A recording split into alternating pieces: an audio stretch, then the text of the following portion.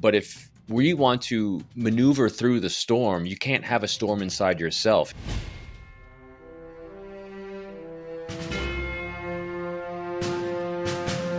Welcome to Mindset Lessons from the Field. I'm Gina Casazza, the author of the upcoming memoir, Training with a SEAL. I'm really excited for today's guest. He was a United States Marine Corps officer. He served as the chief of the FBI's counterintelligence behavior analyst program. He's a best-selling author, a spy recruiter, a world-renowned expert in human behavior. He taught everyone from elite operators to everyday people on how to build trust, read body language, and forge unbreakable relationships. His mission, helping others lead themselves, deeply connect, and unlock their full potential through empathy, communication, and purpose. Ladies and gentlemen, I'm really excited to introduce you to Robin Dreeke. Robert, thank you so much for being on the show. Very nice to see you. Very nice to meet you, Gina. I haven't had a behavior analysis, someone who's an expert in human behavior on this show. And that actually sparks my first question that I want to ask you, which is kind of off the notes that I prepared. But a lot of the times, or in one of the episodes that we recently had with Green Beret, Brandon Langford, he talked about how he was so unaware of himself. Like he had no self-awareness at all. And I want to know, how does having self-awareness help or prepare you for being able to be an expert in human behavior? Because I mean, we live in such a judgmental world. We're always looking at somebody and things, we're like, no judgment, but come on, like there are things that you're thinking about right away. I used to hire people at a company I was working for, and from the moment they walk in, you're making assumptions. But how much of that is do we need to be, how good getting at that do we need to be if we're not self-aware, or do we need to be self-aware? We don't need to be anything. It's just where you want to show up and where everyone's at in the moment. I try to give really simple answers to what some people think are complex questions, because the simpler we keep things, the more chaos we can keep out of our brain. And so self-awareness is part of that. And the reason why I say this is because if you want to forge great, healthy being the key word, relationships, alliances, and trust with others, you can't do it amidst chaos. When we judge others, what's going on in our brain? Chaos of constantly creating noise, of the disease of comparison and the cult of more, which our economics and our society likes to impose on us. But if we want to maneuver through the storm, you can't have a storm inside yourself. I gave this analogy the other day to a friend I was talking with. It's hard to think that there's anything but chaos around you if you're in chaos. The only way you can see out of it is to have calmness inside. And the only way we have calmness inside is to only have healthy relationships. Don't do the crazy. And so that comes down, and self-awareness falls into that. And I completely understand what he was saying, because in my earlier life, before I did all the things I did, gave me the reps to continue on my path, like everyone's on their own path. I was extremely self-centered, and not self-centered like narcissistic, egocentric, look at me. I was so busy trying to solve my own challenges and problems that I was completely unaware that other people had challenges and problems. And as soon as I became aware of that, which comes when we start recognizing the impact we're having on others through their nonverbal behavior, through their responses to us, through their willingness or unwillingness to cooperate and have a relationship with us. We start at some point asking ourselves, what am I doing, as Jocko Willink and Leif Babin talk about in Extreme Ownership and Dichotomy Leadership, what am I doing to cause that reaction into them? And so when you get into the world of recruiting spies and where the stakes are lives, you start really, really becoming hyper aware of the impact you're having on others, and realizing that if you want to move through life's greatest challenges and problems, you can't do it with crazy. You can't do it with unhealthy relationships. You have to have great trust, great relationships. And it all goes back to what you're saying, extreme self-awareness. And the self-awareness to realize what exactly you're doing, who exactly you are, and what impact you're having on others, not from what you think it is, but from their perception. So having deep, active empathy, as I call it, through deep, active curiosity, and keeping that calmness here. I'll do the last little analogy, then I'll bounce back to you. And that is going back to that chaos thinking. So picture you're in the middle of a hurricane, a big rainstorm, And when you're trying to look out and see if there's sunny skies anywhere else, you cannot see it. The entire world looks like the big rainstorm. It looks like the big hurricane, even though it might be a very small pocket of it because you're surrounded by it.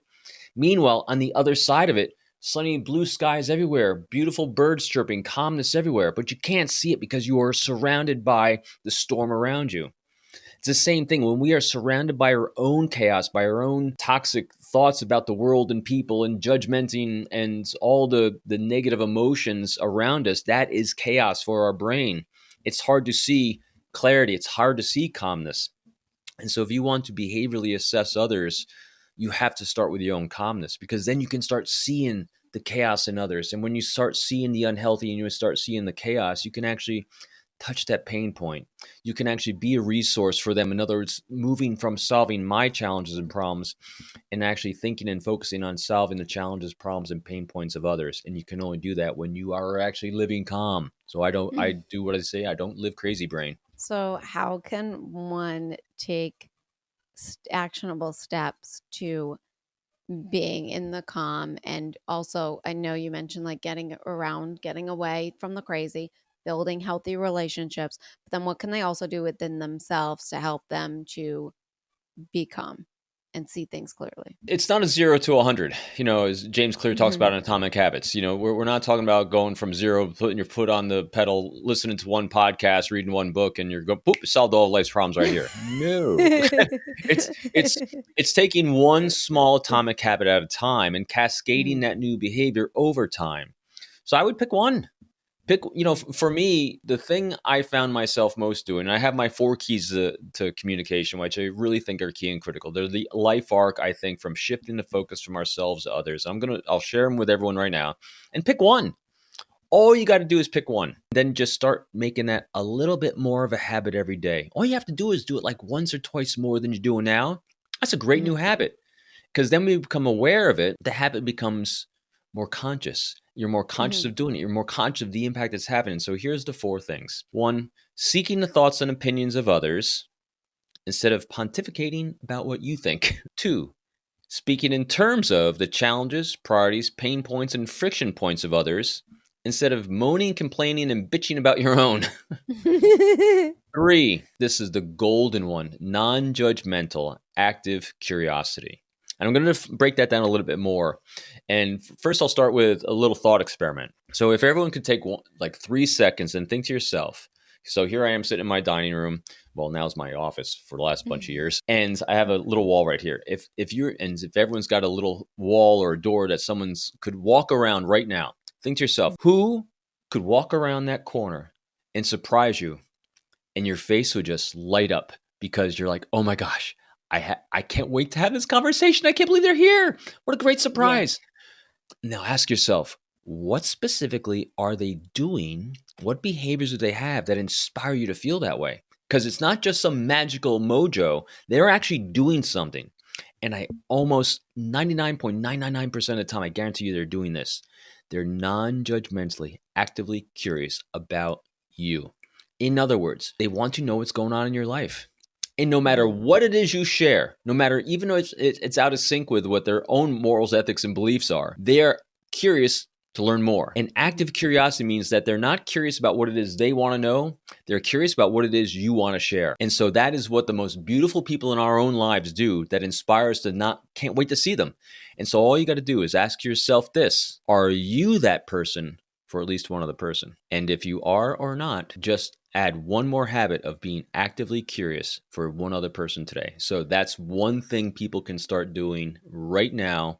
Very simple, very easily. Just do that once a day more and just think of the profound impact. Who actually goes through every day actively thinking about what I can do to inspire someone to feel great when they're with me? And then finally, the last one out of the 4 is empower people with choices. Using the powerful word of if. If is a great way to empower someone with choice, because when someone has a choice, they feel safe, because all human beings, we're all exceptionally predictable. I can predict and so can you, and so can everyone listening and watching. You can predict what every human being is going to do at every moment of every day. Everyone that is a Homo sapien is going to act in their own best interests in terms of their safety, security, and prosperity from their point of view. All you need to do is figure out what they think that is and not guess at it from their perspective.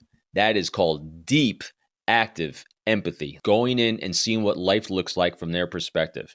And now if you're off on your prediction, that means you don't know them well enough. Spend a little more time, be a little more actively curious. And that's it. So see how simple that is? Wow. That was, yeah, I listened to a couple of things where you talked about this. And, it also, this took me a little bit to realize when I was in the Navy SEAL prep program, and I've talked about this a couple of times on the show because teamwork was a really big thing that I was learning. But, you said it in the best way. It's like, it's not about you, it's about them, and that was one of the biggest takeaways where like, I was always thinking about me.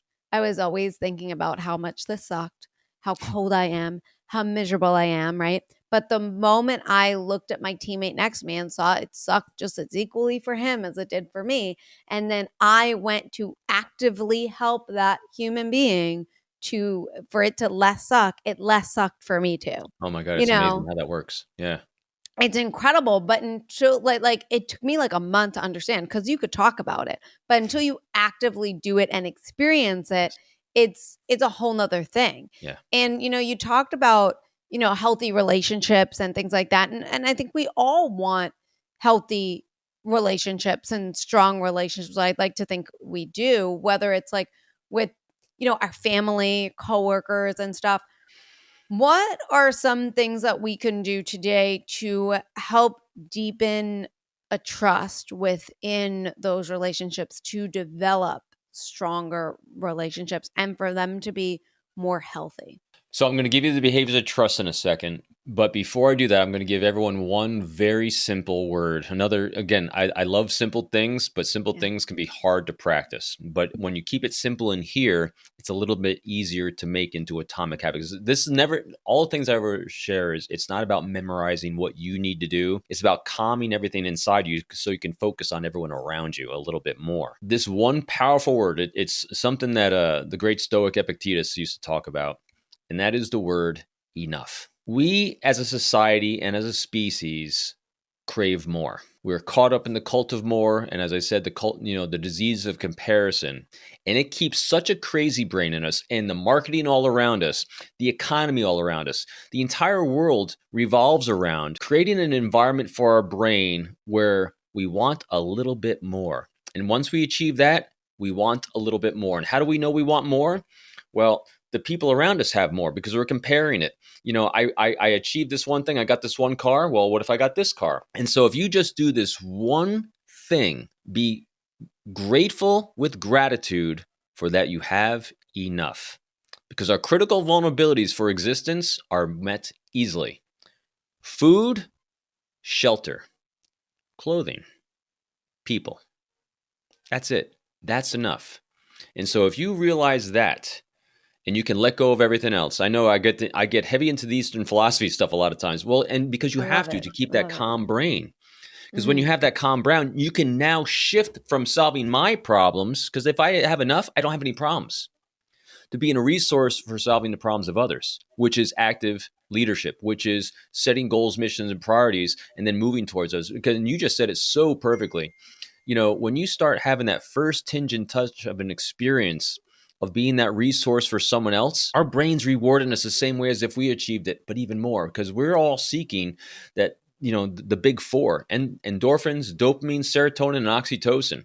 The brain center just fires when we have these great feelings and emotions. And when you actually be a resource for the success of others, those big four are firing. That's how it works. So we literally become addicted to becoming a resource for others instead of becoming a resource for ourselves. Because when we're just focused on ourselves, up, down, up, down, up, down, up, down, success, failure, success, failure. But when you focus on others, everyone wants you in their life. And you become really, really good at being a problem solver. And so that's the one word to help this process where people want to trust you, is when they feel and see the calmness in you, because you're not caught up in the cult of more. And the other thing is the behaviors of trust are really plain and simple as also. Open, honest communication, be transparent, and vulnerability. And vulnerability is not like, oh, woe is me. Vulnerabilities mean like you're very self-aware about, hey, here's my strength and skill set. I'm very attuned to what I'm good at. That's confidence. But vulnerability is balancing that dichotomy with humility, saying, hey, but here's what I'm not good at. Here's my blind spot. And here's what I'm doing about it. Because when people see that, hey, you're not trying to be perfect, because here's the other thing, guarantee human behavior. No one is perfect. No one's got this thing. And anytime you see someone posting something on social media, they're on a podcast or on TV, I don't care where it is, they're giving you the 5-second highlight reel of their life. I do backpacking on the Appalachian Trail. I go out for doing long ass section hikes, they're called. It's grueling, it's horrible, and I post pictures afterwards, right? And everyone says, "Oh, you look so calm. You look like you're in an element." I'm like, "Are you kidding me? I gave you the 5 second of greatness and you didn't see the 24 hours of suck." So realize that. So everyone has all that. That's So just key. And so relatable. the big thing is though is being that open, honest, and communication with that transparency and vulnerability. It's just beautiful behaviors of trust because it empowers people with what I call situational awareness. And you learn this doing a SEAL training. The big thing for trust is when people feel safe when they feel like they're empowered for choices. And the way they have choices, they know what's going on. And when you're part of that equation for empowering them with knowledge about you, the situation, what you're good at, what you're not good at, it allows people and inspires them to feel safe. When it comes to getting rid of negativity, right? And building strong, healthy relationships, what about like someone who is within your family in terms of like, they're around, it's just, and they are just unhealthy. Maybe they have mental health issues or something like that. And it's just like, you just, they're there, it's not like you can't get rid of them in a sense that, they're a family part. What do you have for that in terms of, setting a healthy boundary for yourself, but also, not cutting them out completely?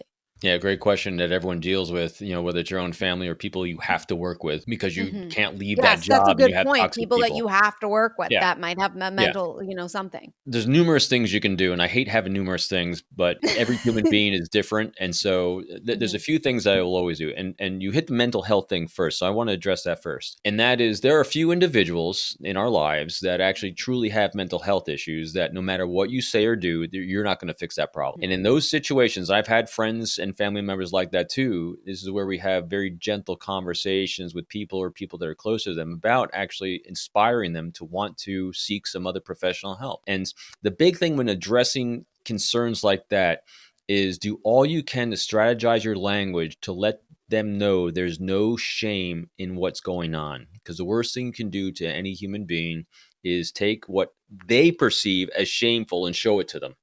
Because shields go up, no information flow, because the worst thing you can do is, there's two horrible emotions that we all deal with, shame and resentment. Shame is crippling to us, and resentment is something that is the most toxic thing I think we have towards another human being, including ourselves. And so the worst thing to do is show someone their shame. So if someone is truly struggling, and I'm going to give you a hint on what that actually might look like. And this is through conversation.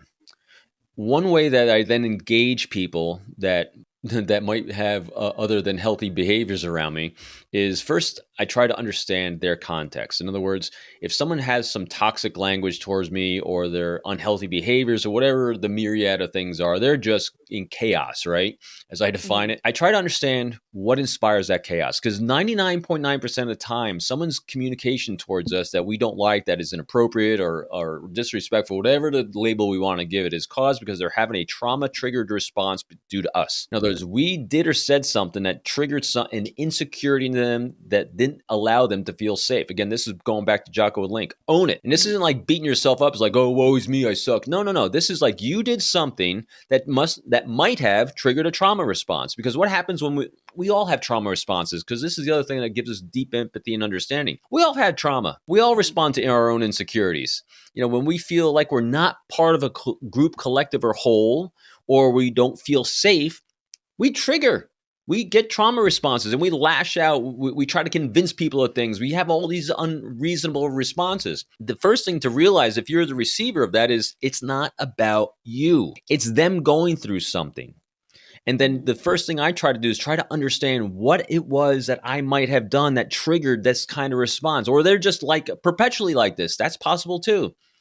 And so, in other words, if they're healthy, not healthy from the sense they don't need professional medication or therapy or things like that, but they're healthy from the standpoint of they follow the normal parameters of human behavior, the first thing I'm thinking of, what can I do? Let them feel safe with me. How can I allow them to be feeling secure with me, that I'm not threatening to them, that I'm actually not trying to counter them, that I'm not, and it's very hard because if someone's coming at us in a very toxic, negative way, the first thing you want to do is battle back. This is where you just move like water, man. Just don't take it personally. They're not doing it to you. You just happen to be in the way of their mouth today. That's all it is. And so I know it's very, very hard to do because our own ego, our own vanity, our own insecurities start flaring up.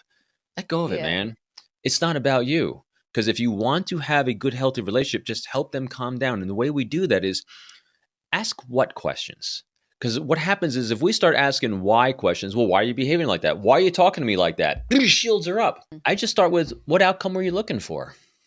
What were you hoping to achieve? What kind of relationship do you want with me? I would love to have a beautiful one with you. I'd love to have a great conversation with you. I'm looking to do this. I'm looking to achieve this and move forward together in this. What do you think about that? I focus on what questions, quote unquote, what, W-H-A-T, because it gets the cognitive brain engaged, not the emotional brain. If you can start moving them out of the emotional hijacking and crazy brain into cognitive pragmatic thought, it starts flooding away. And then we start working on problems and solving the challenges that we're dealing with communication. And so I let go of any negative response I have and allow them to inspire them to feel safe with me. Wow. That I'm gonna do my best to move that out. That's really fantastic, and I really love the shame that you talked about, because I feel like, well, first of all, we need to be self-aware, and sometimes when we want to control others, we use shame, and sometimes a lot of parents do it without even realizing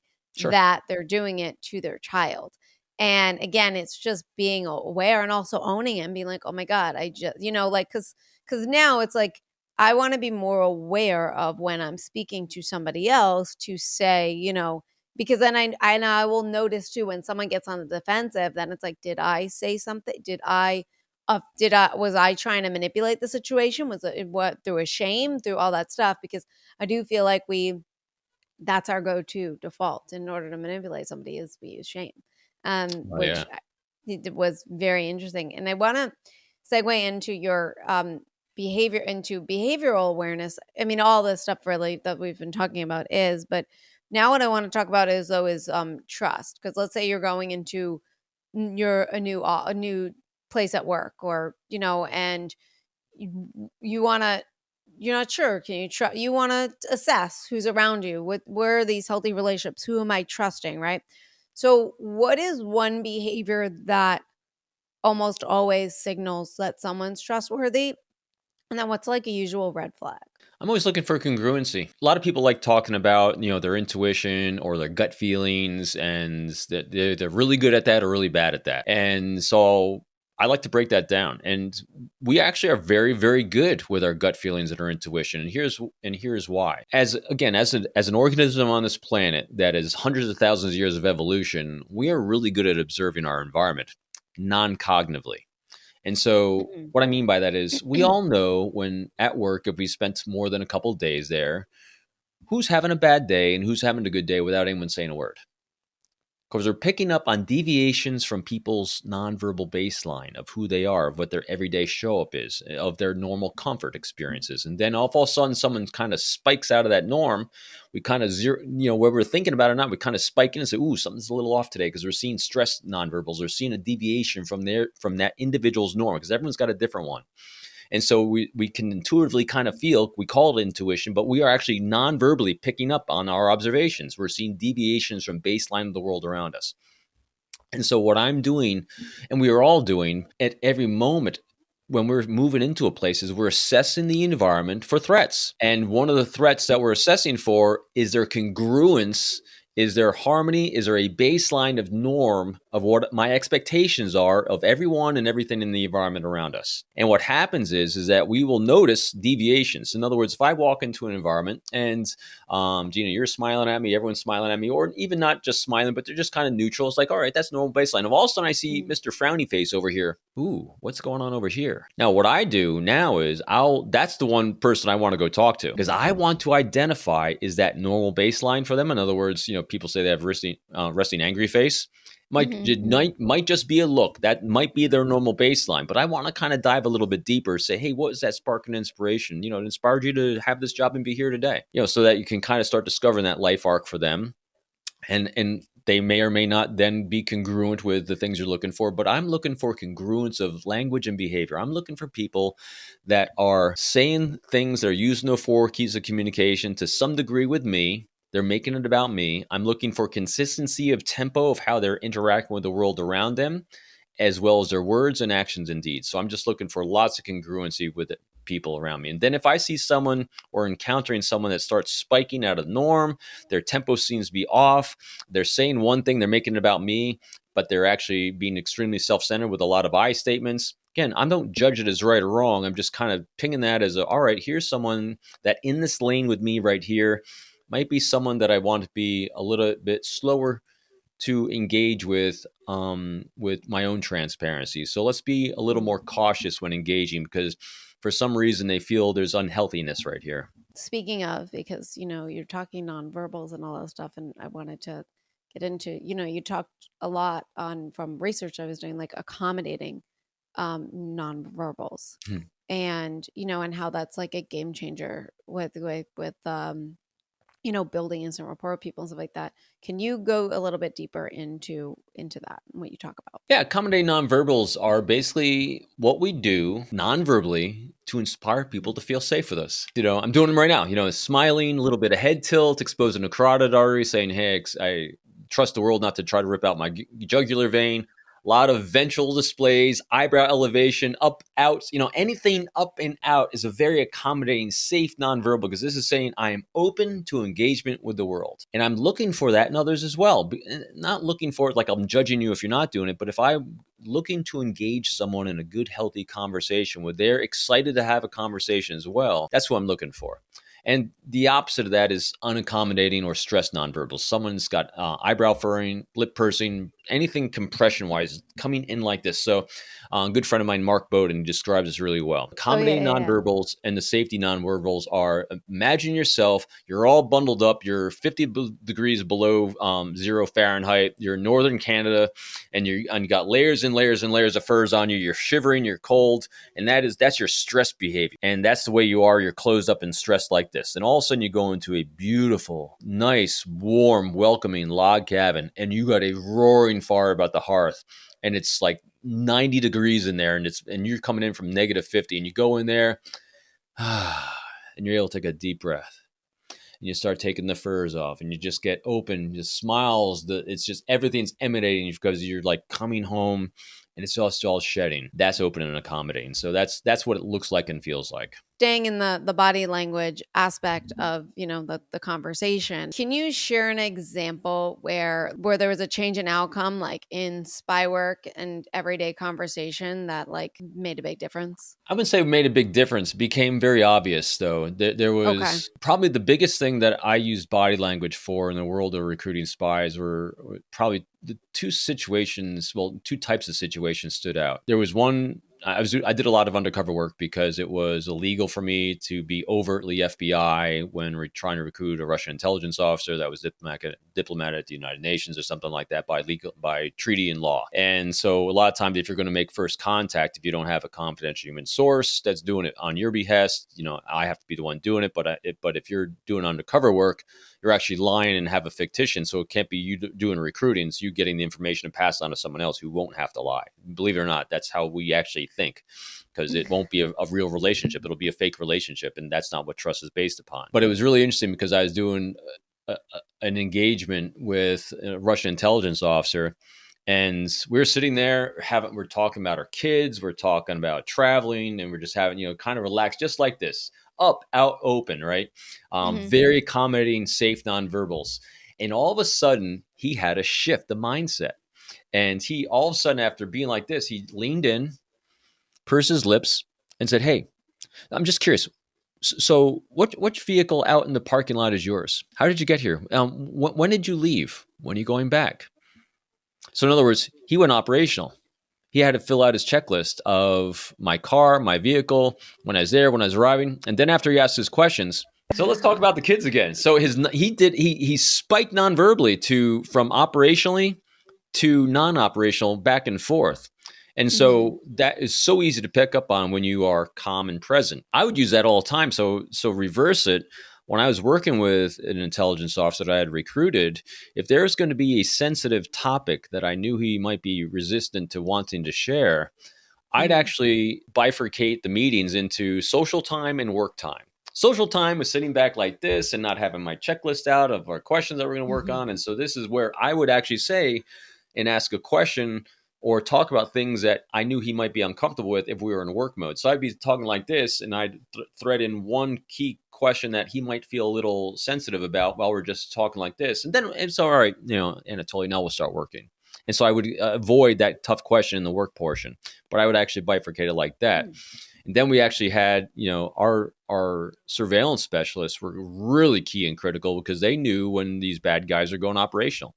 Because if you think about it, everyone has what they do every day on their normal day. I mean, we all have our daily routine. When we're not doing something special, our daily routine does not deviate very much at all. It's our baseline. But if you're going to do something special or go operationally where you want to be in the black, where you're trying to shed surveillance, where you're trying to do something covert, your nonverbal behavior spikes. Our surveillance specialists were great. And so I'd get call outs all the time. It was like, hey, Sergei Ivanov is going operational today. This is the direction he's heading. And here's the time. Go. So we actually knew when people are going operational just from their nonverbal baseline deviations. This podcast episode is brought to you by Thrivers Coffee. Podcast guest Nick McKinley's company, Deliver Fund, brings you guys Thrivers Coffee. It is ethically sourced, it's organic, and it supports traffic survivors. That is right. Thrivers Coffee is all about empowering us to making a difference in the fight to end human trafficking. That's why 100% of the proceeds go directly towards their goal of bringing freedom to victims of human trafficking. So if you guys love coffee that is organic, ethically sourced, and tastes absolutely delicious, and want to help to end the fight of human trafficking, check out Nick McKinley's company, Thrivers Coffee. Did you know it also within yourself when you catch yourself and you're like, oh yeah, definitely catch yourself. And it's very challenging too. I could only imagine how challenging. And also like when you do catch yourself, like, I don't know, like subtly going back instead of like abruptly. I don't know how exactly, like that's for myself. I'm always like when I become aware of myself in a way that I don't want to be, for me, it's very jarring in terms of the shift that I'm making where it's very unnatural. You know how you do it? Yeah, please tell me. So here's what was the key for me. When I used to think that this was really, really important and I really wanted to recruit this person or I really wanted to do this, you see it right now, I'd get intense. I'd push tempos. I'd be really focused. Does this not look off-putting? Now, when I actually stopped caring, and I cared deeply about protecting national security of the United States and our NATO allies and all that, but when I actually just took a step back and like, whatever, everyone volunteered. Everything was exactly the same. But when I actually didn't take myself too seriously, empowered people with choice. So I went from trying to convince people to cooperate to offering an opportunity to do something patriotic. It's up to them whether they want or not. If not, I'll ask them if they know anyone who might want to. If not you, someone else, I'm good, whatever. When I went total casual, everyone felt safer. And I was being transparent, open, and honest because that's all I had to offer. Right. An opportunity to do something patriotic. You either want to or not. I'm fine. Either way, whatever you like. And I won't hold it against you. That's the other thing too. I didn't care about what their choice was. I was hoping they would, but if not, there'll be someone else. Someone else will come along because I'd rather. I came to this conclusion many years ago. I'd rather work with a small handful of people, give me 120% of their effort willingly, than 100 people give me 5% of their effort unwillingly. I'd rather work with people that want to do things together. If not, why pressure it? Why push it? It doesn't matter. Same thing in business worlds. If you're constantly pressuring people to do something and trying to convince a potential client to sign up, what's the likelihood you're going to have a positive brand representation of yourself? They're going to get referrals or anything else? Slim to none. So because even if someone says no, but you left them feeling better for having met you because you're just easy going about it, and you're very clear and articulate about what it is, no pressure, and you're transparent, you're vulnerable, and all those things, you're going to get referrals. Because if everyone's selling the same widget, they're looking for someone they want to be with. Be that person they can't wait to see walk around that corner. I really like that, because I've been learning since moving into the entrepreneurial business world, especially for your own company. I mean, that's what you're an entrepreneur. It's your own stuff, right? You tend to be more emotional when you're with your stuff. And it's so funny though, because I come from the film world and I write movies and shows and stuff like that. And then when we get interest and they have all these notes, I'm open because I don't attach myself to that work. But when it comes to like my nonprofit and all this other stuff, or these other businesses, I tend to like, I get emotional. I just got to admit, I get emotional, and I have to step back and be like, hey, emotions don't belong in this realm right now. Like you have to take a step back. And that really resonated a lot. Thank you for sharing all that. And Gina, can I say one thing on that though? Yeah. You did a really good job with that though. And so I don't want people to think that they can't do something or they shouldn't do something, because then that starts bottlenecking us. But what you just did right there was you were transparent. Mm-hmm. You were so imagine I'm a potential client and this is your nonprofit that you're emotionally attached to the outcome and everything else. Mm-hmm. And if you're trying to hide or trying to suppress that emotion, it's going to come up. There's going to be some incongruence that it's going to let me say, what's going on with Gina today? But if you just shared with me, listen, I'm doing the best I can. You know, in these situations, I'm finding these, but I'm so emotionally attached to the outcome of this. And so here's what I put in place to make sure I don't do that. I just want to share that with you. So if I look like I'm a little stressed or something, it's because I care so deeply about that. What were you just? I like that. Yeah. You were just completely transparent. Do I trust you more now? Hell yeah. Here's someone who knows who she is, who knows what she cares about. And she's doing all she can to mitigate it and letting me know about it. So she allows me to feel safe with moving forward together. So few people do that. And you be the one or two people that do. Who doesn't want to be with you? That's really interesting. I didn't really look at it, that way. In other words, it's okay to be you. Yeah, and especially in the nonprofit world, it's like, I can't do without you guys, like without the people that get involved, right? Because it's like with my nonprofit, I don't take a salary. So it's every fund that comes in goes into our programs. And so, yeah, sometimes it's like I need a sponsor for April 25th. And I'm like, I'm struggling at this point. But at the same time, it's like, I have to let it go, right? It'll just, whatever. But I love this. This is really fantastic. And I want to shift into the mental fitness leadership category, because, you train people in this area. I mean, you train in all these areas that we talked about. But, I want to go into kind of the burnout area and how we can come out of that burnout area where, you've led, and you talked about, the pressures and stuff. And like when you were able to let go, it was like whatever, in terms of when you really wanted it or felt like you needed to recruit this person. But for like our everyday listeners, as I talked about, who aren't recruiting spies and stuff, but what happens when you're in life like struggling with that self-doubt, the burnout? Where do you begin with building that resilience? And you talked about this in the beginning too, in terms of, you mentioned your Appalachian Trail and how, people are commenting on that photo, but they're not seeing what it was to get there, right? And sometimes when we do that, and we see that photo, we look at that with envy and we're like, oh, I wish I could have done that hike. And oh, that guy did it with such ease. But how would we, because we don't talk about those struggles, right? And we put it all on ourselves. That self-doubt, then that leads to burnout, because then we overcompensate and stuff like that.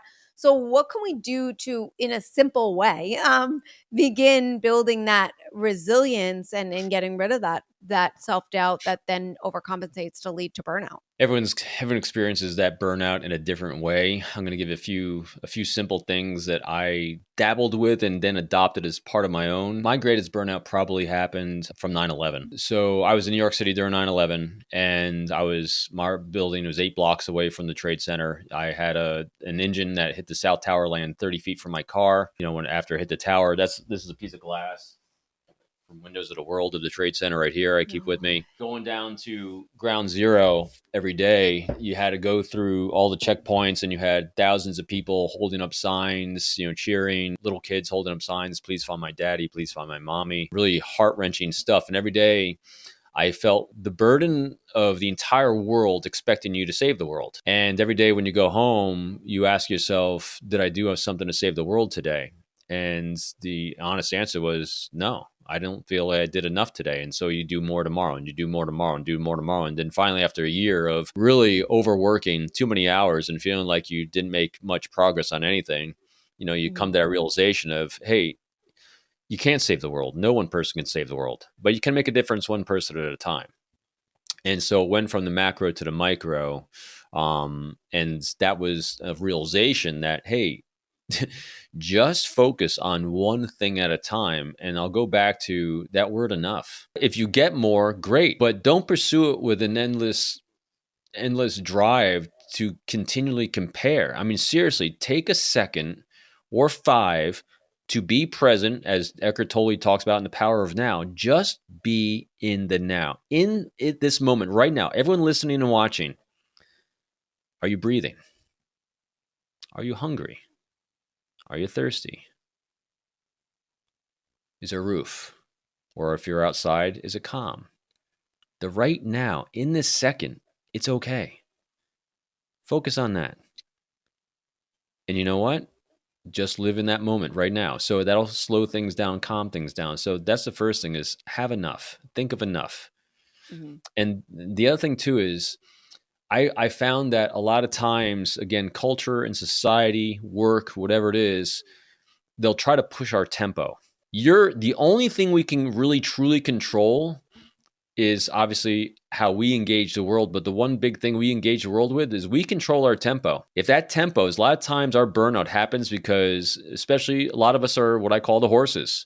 You're great at producing, and producers get ridden, man. They are the horses that can get ridden. And you know what? No one cares how hard they're beating the horse. If someone sees how fast you're galloping, you know what they're going to do? They're going to hop on your back. They're going to throw 5 other people on your back. They're going to hit you in the ass and make you gallop even faster. Then you're going to fall down eventually. And then they're just going to discard you by the side of the road and find another horse. Because it's not about you. It's all about them. Control your tempo and focus on the now, and focus on the most amazing things in the world. Fall in love with the process. So much of us get caught up in the destination. True mastery is not the destination. True mastery is falling in love with the process. In other words, here's a simple process you can start today. Seek the thoughts and opinions of others and be non-judgmentally actively curious. You fall in love with discovering the life arc of others and discovering the greatness of others. That's one small thing you can do every day that'll have profound effect. And that's it. It's very, very simple. Fall in love with the process of making those connections. Those connections will bring you to amazing destination that you can start maneuvering. I used to think that life was a river that we just flowed down.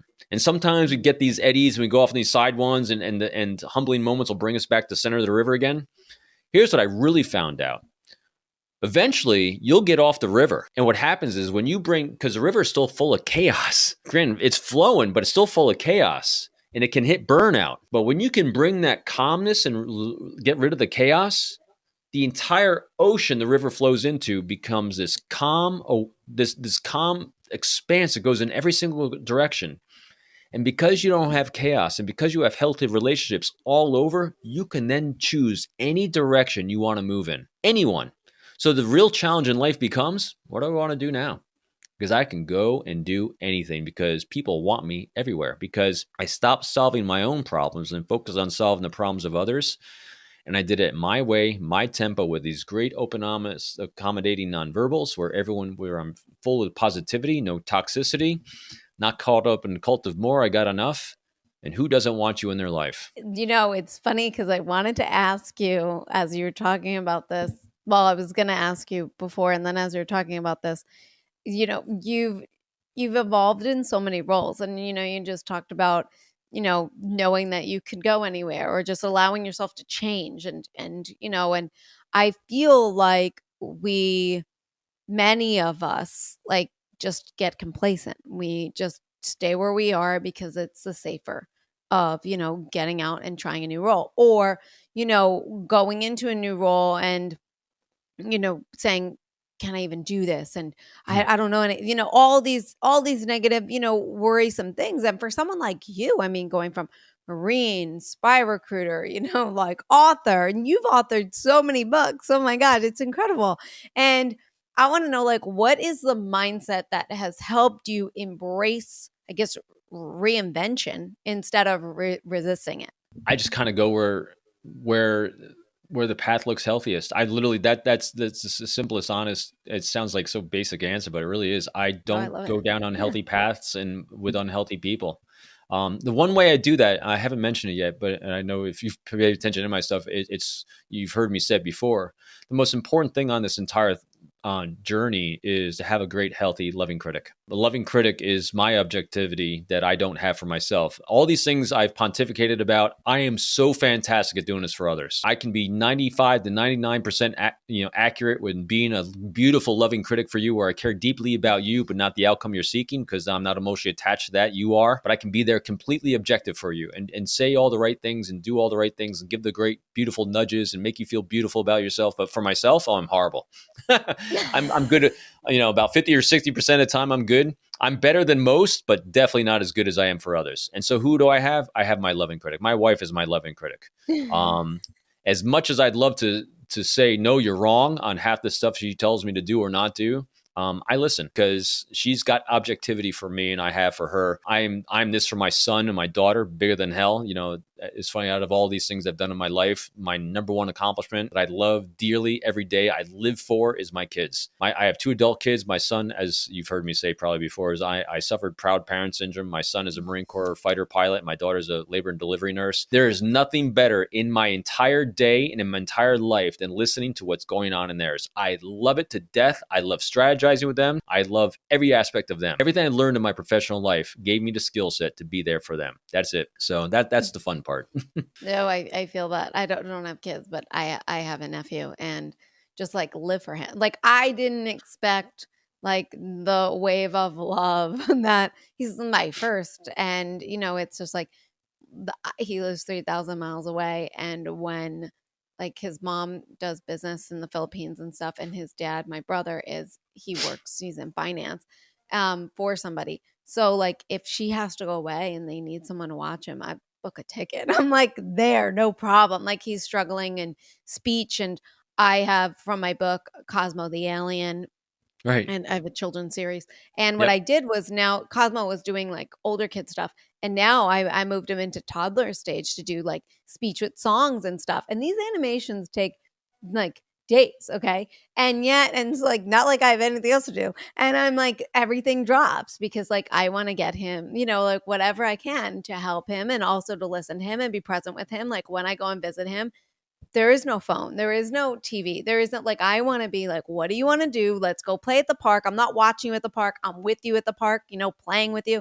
And it's just those moments. I was just like, so when you talk about it, like I hear that. I don't know, that's the closest I have to a kid, Well, and it's just, and for people listening that don't have kids like that, or don't have people, you don't need that exactly, because I actually have other people in my life too. There are a few people in my life that I love talking with them and hearing their greatness. I feel like a spectator in the greatest sport in the world. If you're into sports, or you love music, or whatever your thing is that you just love witnessing the amazing talent that people have and sit there in awe. That's what I feel like when I'm talking to some people. And being able to be part of watching their success. Like, I got a good friend of mine. He retired from the Bureau a number of years ago now too, and his son is trying to follow a similar path to my son. Every single Saturday, we walk for about 4 or 5 miles, and we talk nothing but about his children. And every week, I cannot wait. I have no relation. He's just a person in my life. But every week, I can't wait to hear about what's going on in his life, in his kid's life. I can't wait to hear about what he's doing at work. So when you actually get to that point with other human beings where you get excited about the success of others, because you're not caught up in the cult of more and the cult of comparison, and you're actually there actively being a resource or solving the problems of others instead of your own, every day in life is just nothing but a great joy, because you just get excited about who am I going to talk to today. Yeah, I love that. And I want to touch on the healthy critic, because it's because I think that is so important. It's funny because one of my brothers I talk to a lot when it comes to, or he gives me his advice, and and it's funny though because I'm like, you know, this person I hired, and they're saying I'm doing it right when it comes to the marketing. And my brother goes, they're lying. He's like, if you would be doing it right, you'd be having results. And he's like, and I was like, and he's like, you need to find somebody that's not going to, that can help you in terms of, telling you that something clearly isn't working if Right. you're not getting the results that you need. You need to find people that can help in that aspect. And he's the one that helps me like keep it real and see it clearly. And also he's a great business guy. So he does give me some business advice that I take in. But and it's funny too, because like I'll show him something. He goes, if anyone tells you this is good, they're lying. He goes, never trust them. And then he'll see something and he goes, oh, that was really good. And then I know, like, okay, like, but it's just, how do you then, here's a good thing, because they're close to you. Like my brother's close to me. Your wife is close to you, right? How do you find that healthy critic, right? But not get so defensive when they might say something that we don't want to hear. Yeah, the not getting defensive one is rough. Really rough for me because I get very defensive, and when I'm putting out content, it goes through her first, and it's a great question because I will always value a healthy relationship above a thing, and I will never do anything to compromise a relationship. And if I start, it's like if I start getting resistance and I start seeing her nonverbal or verbal response to me, where she'll say, "I'm done. I'm not dealing with this anymore." Oh, blah, blah, blah, blah, blah. I'm so sorry. You're completely right. Let's go again. And then I preempted too. I said, I'll let you know right now, I'm going to do absolutely the best I can to do this, this, and this, and this. And I get better at it every time. I guarantee it. But at the same time though, I know that emotion really, really well. But remember this, do not compromise the relationship over a thing ever, because the relationship means so much more. And I'd rather, and just think pragmatically, I know my wife and because we all have a couple loving critics, different areas in life, right? Because everyone has a different expertise, what they're good at. But if they're all vested in you and they care deeply about you, they're going to do their best for you, just like you do for others. And so I'd rather them 95% right and 5% wrong than me only being 50-50. I don't mind losing out or them being wrong 5% of the time for me, because I'm willing, because that is so much better than me doing it without them. And I don't begrudge it. If it goes sideways, I just take it. And sometimes I just get really pissed and I do it anyway. It's so relatable in terms of like I'm like going to call my brother for something sometimes and I'll be like, don't get defensive, back up. Like, just, we're here to listen, right? And then it's just like, but you tell yourself, you're like, okay, I'm going to not get defensive. And like yesterday, like we were talking about the podcast and stuff like that. And he was like, telling me like, you got something here. Like, this is, you need it. You should be getting out to like this, and this, and all this other stuff. And he'll say some stuff. And then next thing you know, like, I don't know how the conversation ended with him giving me like positive feedback, telling me positive things about the show, giving me some critiques, and then me being like, getting super defensive. And then all of a sudden be like, maybe I shouldn't even do this anymore, and it's just like, but it's like, that's how I end up getting. And sometimes I'll say something and I don't even realize I'm defensive. And he goes, listen, I just asked a question. Like, you got defensive about it. You're clearly thinking that. He's like, he's like, you already know the reality. And the thing is that you don't want to face that reality. So you don't want to hear what I have to say. And when you're ready, he goes, then come back. And then I like calmed down and then like came back. I was like, okay, I'm ready. I'm ready now. He goes, you sure? And I'm like, yeah, I realize you're right. And that's why I'm so defensive. And the thing is like, I'm emotionally attached. It all comes down to all that stuff. And think it comes down to that self-awareness, being able to recognize that. And that's it. And you hit it right there. We all have those moments. And then as soon as I get emotionally hijacked by a situation, I immediately, because I recognize it, and I immediately go into what I call science experiment mode. Let's make this a science experiment and make sure I'm asking the what question. What is causing me to have this response? Because then if I get that, my brain automatically engage in the pragmatic, objective analysis, the emotions start floating away. And as Ryan Holiday talks about in Stillness is Key and all of his great Stoicism books he writes, is there's no rush. In aviation, we have an expression called no emergency takeoffs, because if every emergency takeoff will guarantee an emergency landing. So there's no emergency takeoff.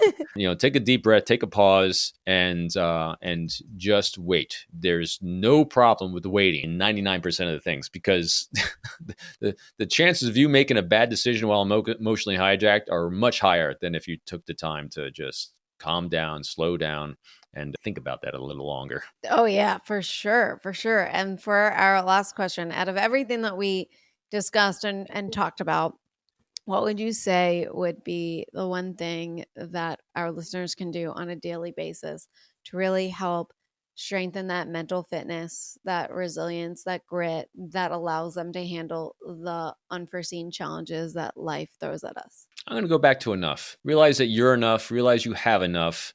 Realize that you don't need to get caught up in the cult of more and the disease of comparison. And then when you just be actively curious with those around you, do a little bit deeper dive, you're going to make deeper connections, and you'll find out, well, I actually do have enough, because value those healthy relationships. All else starts to flow. Keep the chaos away, man. I love that. Thank you so much. And thank you for being on the show. You were amazing, and you really gave some fantastic pieces of advice, and I hope our listeners are benefiting from it as much as I've benefited from it. So thank you so much for being on the show. Thanks, Gina. And for everyone listening, I want everyone to do one more thing for me, and that is, she puts a lot of time, effort, and resources into bringing you amazing people with amazing content. Make sure you hit like, subscribe, and tell everyone all about her show, because it is amazing and incredible. Thank you so much. And for all our listeners, I will see you all next week.